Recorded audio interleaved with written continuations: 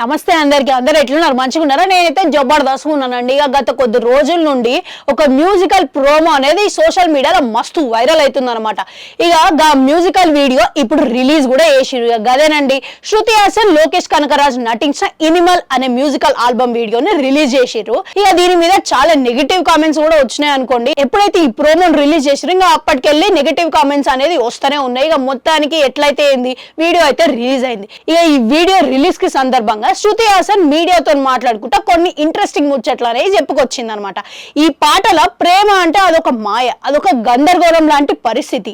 జీవితంలో గాఢంగా ప్రేమించిన వ్యక్తితో ఉన్న అనుబంధం, ప్రేమలో ఉన్న వైఫల్యం, ఇవన్నీ కేవలం 4 నిమిషాల వీడియోలోనే మేము చూపించినామని చెప్పుకొచ్చింది. అది ఒక్కటే కాకుండా ప్రస్తుతం ఉన్న జనరేషన్ కి తగ్గట్టుగా, వాళ్ళ మనస్తత్వాలకి తగ్గట్టుగా ఈ వీడియో మేము చేసినాం అనేది చెప్పుకొచ్చింది అనమాట.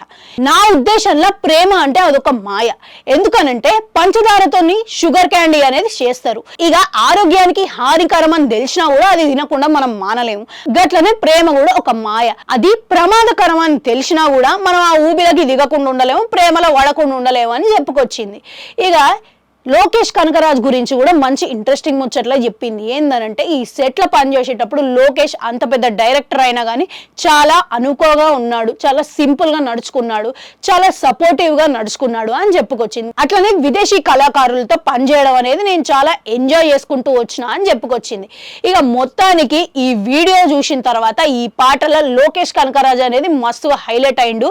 ఇక ఇన్ని రోజులు ఎన్ని నెగిటివ్ కామెంట్లు వచ్చినా కానీ ఇంకా అవేం పట్టించుకోకుండా వీడియో అయితే రిలీజ్ చేసిరు. ఇక ఆయన ఇమేజ్ ని తగ్గకుండా అయితే చూసుకున్నారు. ఎందుకనంటే లోకేష్ కనకరాజ్ మనం ఒక కొత్త షేడ్ లో చూసినాం, కొత్త యాక్టింగ్ కోణంలో చూసినాం కాబట్టి ఒక హీరో మెటీరియల్ కూడా అని ప్రూవ్ చేసుకున్నాడు ఈ వీడియో చూసిన తర్వాత. ఇంతకీ మీకేం అనిపిస్తున్నది? ఇక ఈయన నటుడుగా కొనసాగుతాడు అనుకుంటున్నారా, లేకపోతే ఇక గీ ఊబిలకు ఎవరు దిగుతారా అనుకొని ఇంకా డైరెక్షన్ కంటిన్యూ చేస్తారా అనుకుంటున్నారా?